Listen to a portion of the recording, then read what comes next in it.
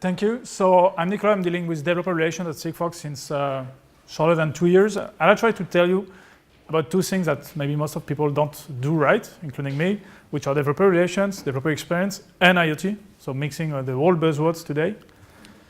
I'll get straight to the point about IoT. Very often the first feedback I have from developers is just burn it with fire.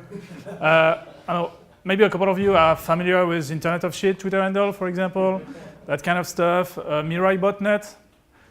A lot of nice stuff around the IoT buzzword recently. So very easy to me to deal with that, explaining to people, no, that's different IoT. So we had a lot of difference of misunderstanding about what people hear when they think about IoT and what we really mean. IoT is not just only our useless gadgets, the Internet of Shit ones, the stuff for geeks that never works, that ends up in your Kickstarter drawer, that kind of stuff. That's part of it, but that's not the main one. That's at least not the reason why we do developer experience, we do developer relations at SigFox.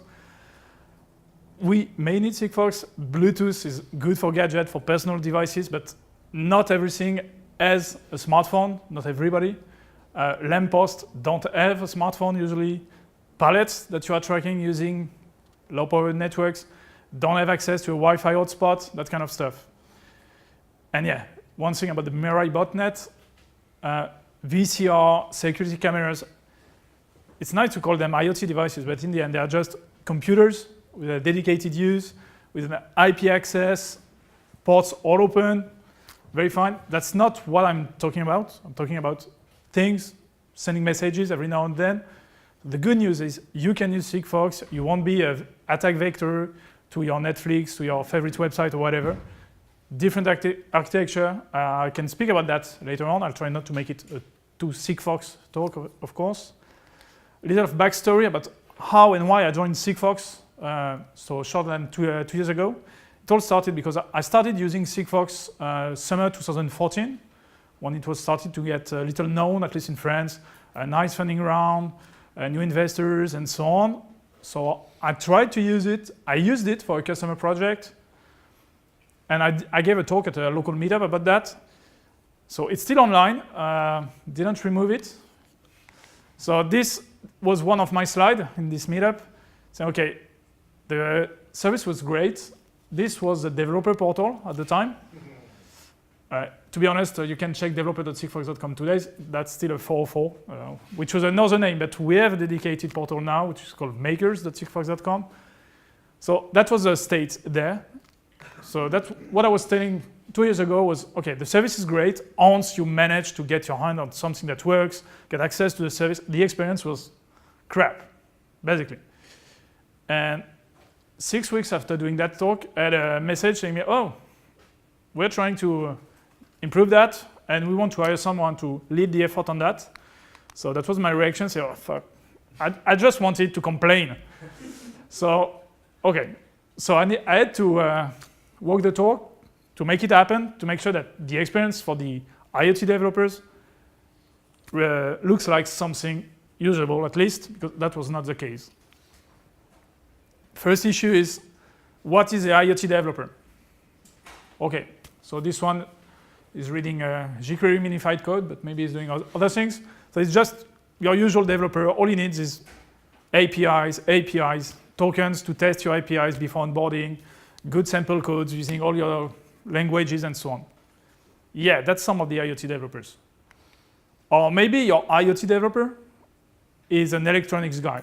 All he cares about are millivolts, not bytes, not your API, whatever. So you have to be able to talk to this guy as well, make sure that your hardware part is right, how does it work, how to get started with the hardware part. So electronics, embedded systems, that's not the same guy, you may guess, usually.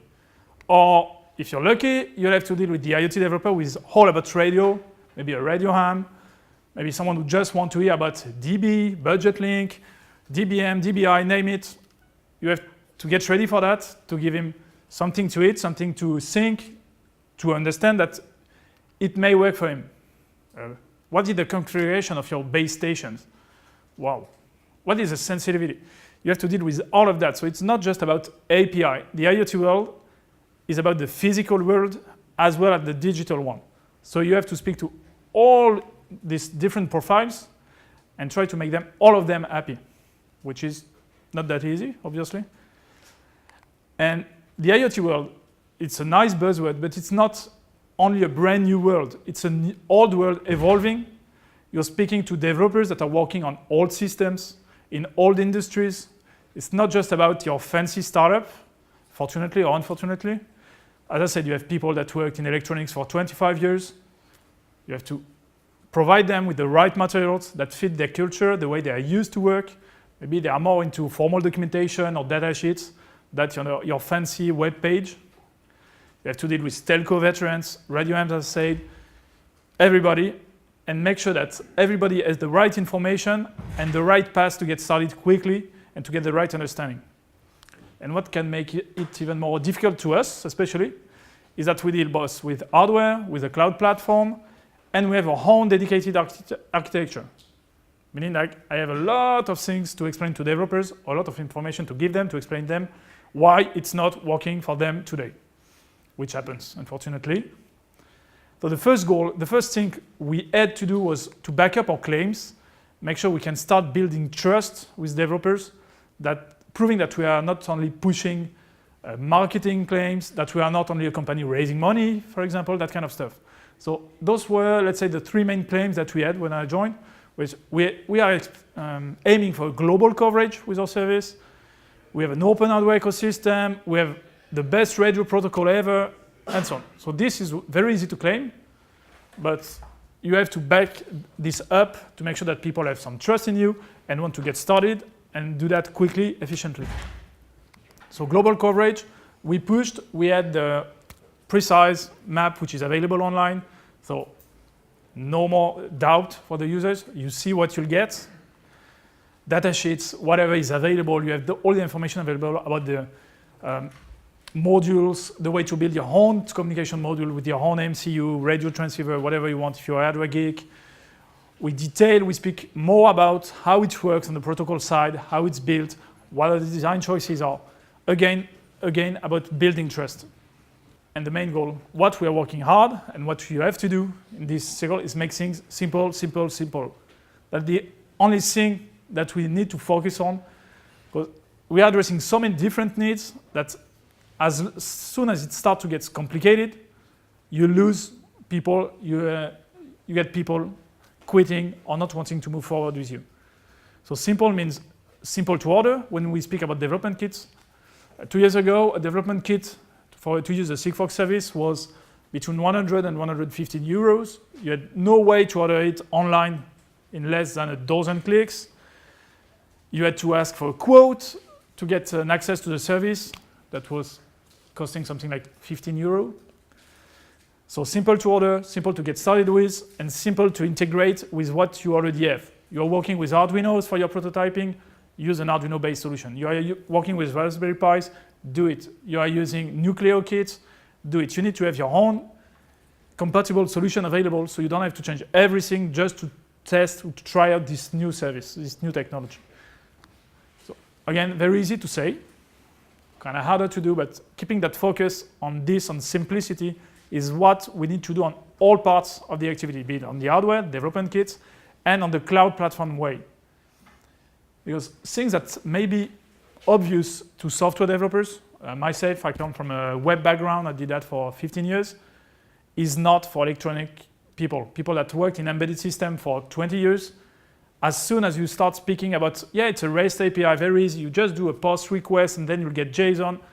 No chance. Really, no chance. So make it simple, explain simply what it means, that you'll get the data coming in your own application server, or rely on tutorials made by your partners, be it Amazon, Microsoft, IBM, whoever integrates, make it simple for people to trust it and to either build their own solution, or if it's not their core business skill, to just take something off the shelf, they get started quickly, copy and paste, and then they'll have time to think, to improve that. So make as many things as possible public, available, and again, simple and simple. Don't consider that everybody will have the knowledge about the whole ecosystem in the IoT, from the hardware to the radio communications, to the cloud platform integration, security, whatever. And again, something maybe obvious, but I think a few people spoke about that this morning. The importance of taking a step back, especially in this business, which is brand new. You can very easily get drowned in handling today's core issue. We need to help this developer, this one company, this one team solve this issue. You can get drawn in that very quickly. We are a very small team. The whole SigFox DevRel team is here today, which is 2. So the hard part is taking a step back, think, work on your strategy to make sure that it will be better for people in 3 months' time, because otherwise you will just run after incoming emails, incoming tickets, incoming whatever, and in the end you won't help anybody. So that has been the hard part. Let's say learn this the hard way by joining, hopping from an event to a meetup to a conference and not doing anything in the end. And yeah, what I strongly believe is once you have a question that pops into your inbox or in your forum, on your Slack, more than 2 times, there is something wrong on your side.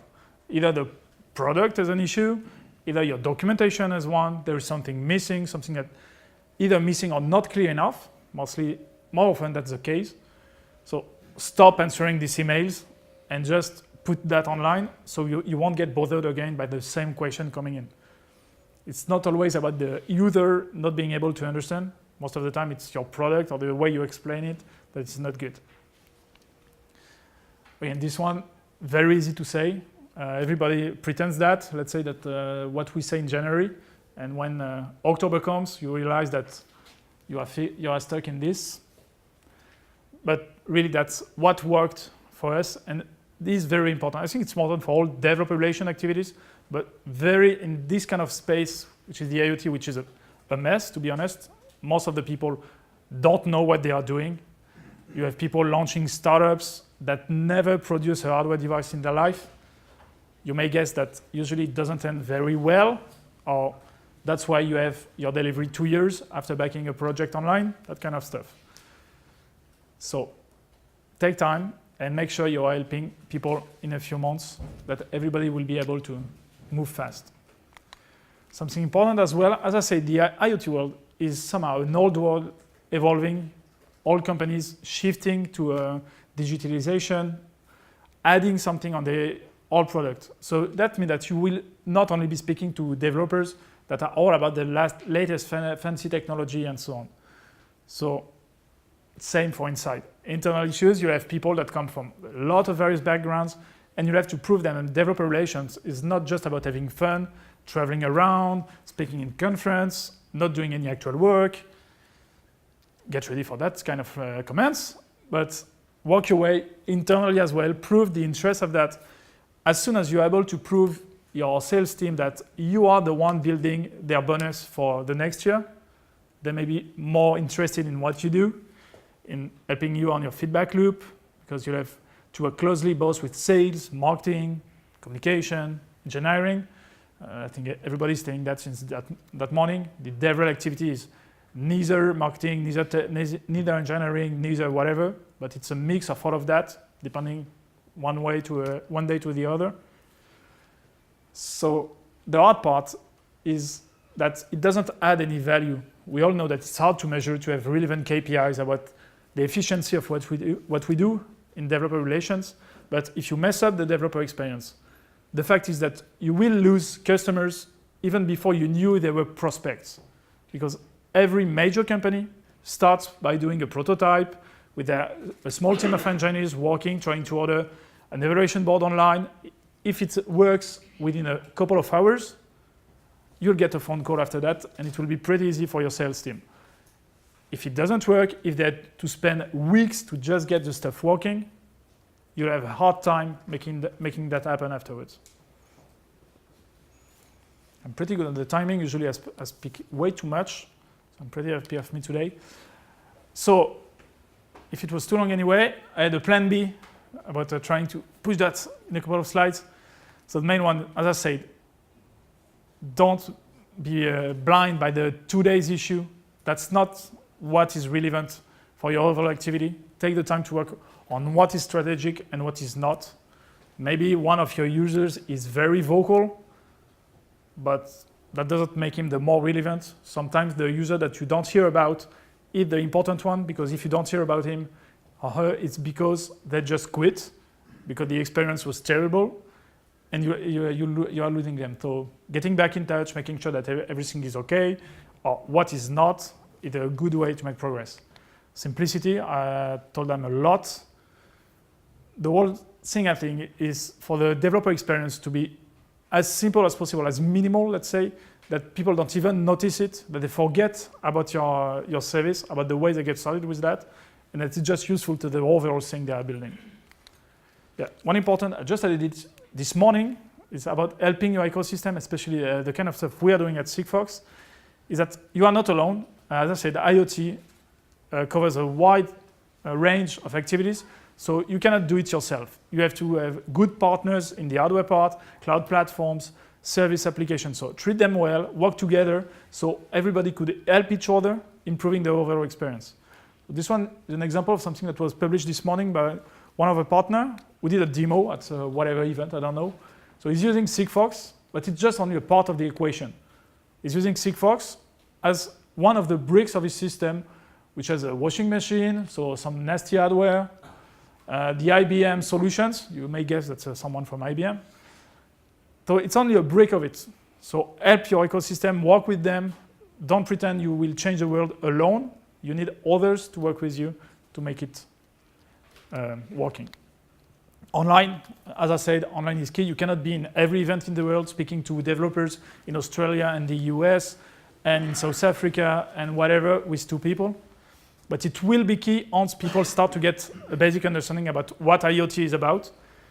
We are getting there, slowly, but we are getting there. As I said as an intro, we need to get rid maybe of the buzzword itself, IoT, so people can think about what it's actually about. And yeah, online is good. Nobody wants to speak to people. You just want to get the information available online when you need it. You don't want to spend time saying the same thing again and again. So focus on that. That's what we are doing now. Don't be too harsh if you have a look at our portal. We're working slowly, but we're working.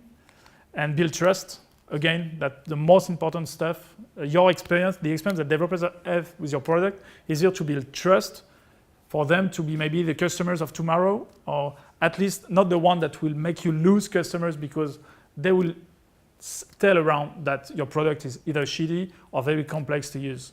It must be simple and trustable. Thank you.